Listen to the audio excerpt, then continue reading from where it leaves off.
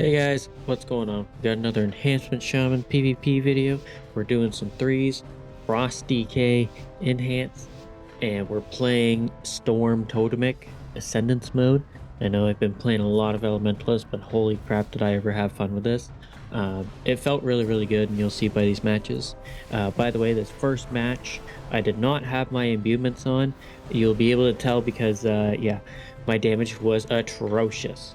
But you know, it is what it is, and you'll see on the later matches how much of a difference it made. But it was just kind of funny to see. Like, I'm like doing a sentence, I'm like, this does feel really weak, what the heck? And then it turns out, yeah, missing Wind Fury and Flame Tongue, especially on Totemic, is definitely not a good idea.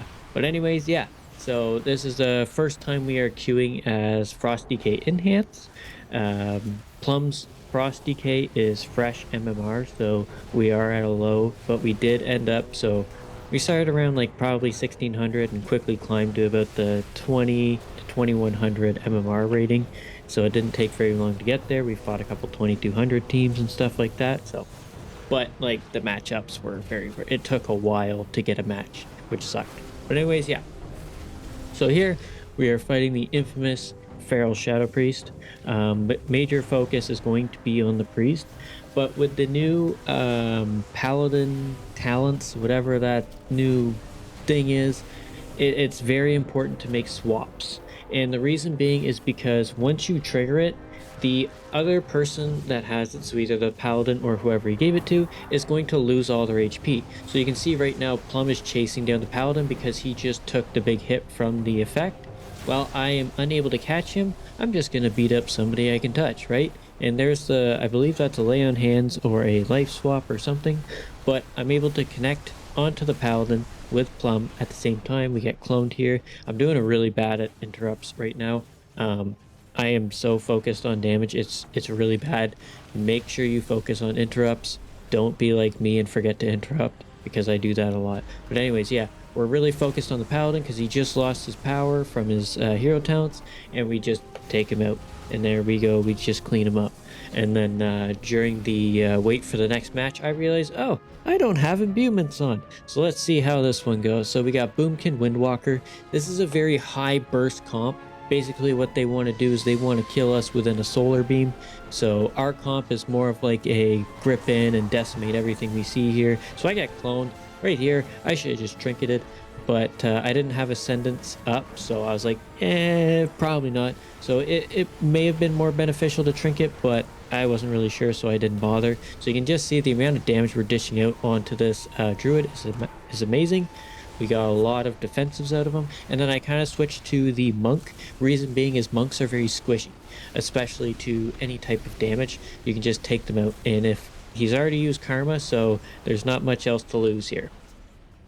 And just a heads up, I do swap my build around a couple times, switching between Voltic Blaze and Converging Storms from Crash Lightning, so just keep that in mind. I don't always use Voltic Blaze, I just felt it was a little bit weaker. I should have mentioned that at the start, but I mentioned it now. So yeah, just keep that in mind. But anyways, yeah, so you can see I go for the Hex. I not normally go for a Hex right there with the monk on me, but you know, I was able to get it off, so it was kind of huge, and the Boomkin didn't dispel, which was quite a surprise. So here, we get the Bloodlust Doomwind's window, so I start on the Boomkin, he gets Pain Suppress, so I'm like, okay, I'm going to switch to the Monk, and kaboom, he's gone. So you can just see the damage difference between last match and this one. I'm actually doing damage, and here the Boomkin's going for a second burst, so I back off real fast, making sure that I don't follow him into my own death, and make it a 2v2. That wouldn't have been very smart, since I didn't really have any defensives left. So here we just clean him up and off we go. So he surrenders. But yeah, I really am liking this comp so far from what we've played. Obviously we haven't played anything too high. We did lose to jungle. We lost once to Cupid, and we lost a couple times to Affliction. But at the same time, we are just learning this comp, so I think we could definitely take it out. But here is a match where you can just see the explosive power of both of us. So here, the mage goes for a polymorph. I interrupt it, pop everything on him. There's his alter time. He has to alter back, huge damage. There's the ice block. Okay, I'm gonna walk around, try and hit the warlock. Can't. So here we're just gonna send it into the druid. Boom, I'm not even near him, still in Ascendance. Iron Bark just right through. Just pure explosive damage, and I love it. And this is one of the reasons why I feel like a lot of people love Ascendance, especially as Enhanced.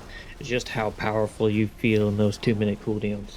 And to be honest, we didn't make it to 2 minutes very often. We either won or lost within like 1 minute.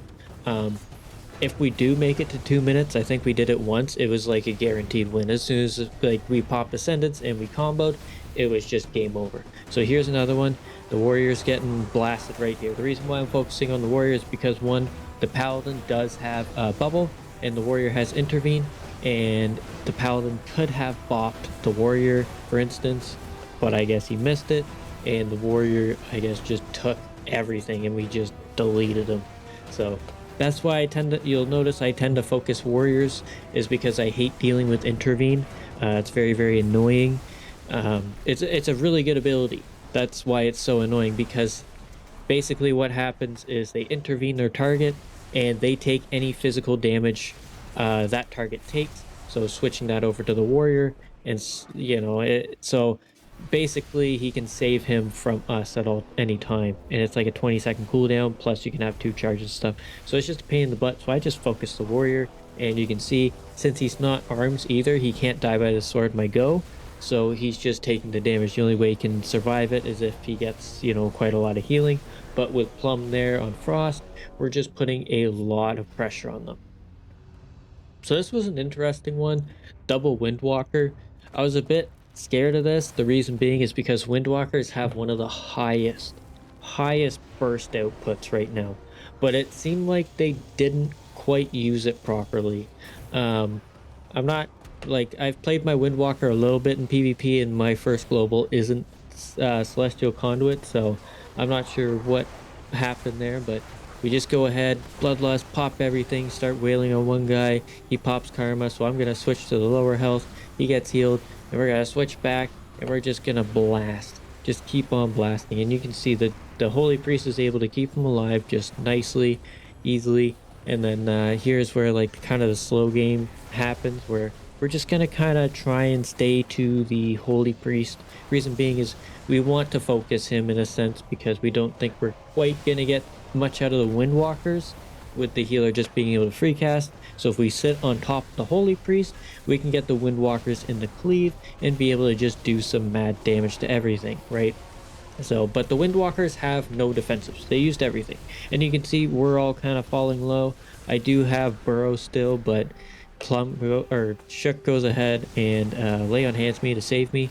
But I have Doom Winds coming up. I have Bloodlust. So here, we're going to drop our totem. We're going to Wolves, Bloodlust, Doom Winds, and you're just going to see this quick damage right here. So the priest tops himself off. So I go ahead, hit the monk. He's going to roll out away, and I'm not going to bother chasing. I'm just going to switch to the other low monk and give him another big storm strike, and he falls over. So that's what I mean, with this comp, it's we have a 1 minute go and it's very, very powerful, right? But our 2 minutes are almost guaranteed. So the start of the match, 2 minutes go, and we get a huge amount of damage, but that's generally when we get most of their defensives, like their 3-minute defensives and stuff like that. So once the 2 minute hits, dampening's up there, and we just do a million amount of damage. But here, we get a huge amount right onto this Boomkin. He does disarm me, which is quite unfortunate. And I did fail my trinket. I've trinketed a fear, which I thought was a stun, but I was way too fast on it. I should have let it sit and then trinket the disarm. But it is what it is. You make a mistake. And here are the Boomkins trying to get away from us, but also sit on top of Shook to try and get a clone. So we're going to kind of chase him away. But at the same time, the warrior comes in behind us. So we're like, okay, the priest is over there. We're just going to hit the warrior real quick, get a huge amount of damage. I'm going to go for a hex. Go ahead, get it right in the middle of his penance cast. So we didn't even get anything out of that. So here we do overlap Lay on Hands with Stone Bulwark. I definitely should have Stone Bulwarked sooner. But there's a nice Strangulate from Plum. And we get quite a lot of pressure. There is the Void Swap, or the Life Swap. So we're going to switch to Disc Priest for a second. Here we go with Doom Winds doing massive damage, and he just falls over. just falls over. But yeah, guys, this comp is so much fun. I'm actually enjoying PvP with this comp. It's a lot of fun. But we'll see how it goes with later MMRs. But anyways, guys, that is it. Thank you very much for watching. Hope you enjoyed, and hopefully I'll see you in the next one. Laters! What are some ways that QuickBooks has helped you? I can work on it from wherever. So if I'm in dad mode, I'm still able to connect in on my mobile device. It's been a great tool to have because it's so intuitive.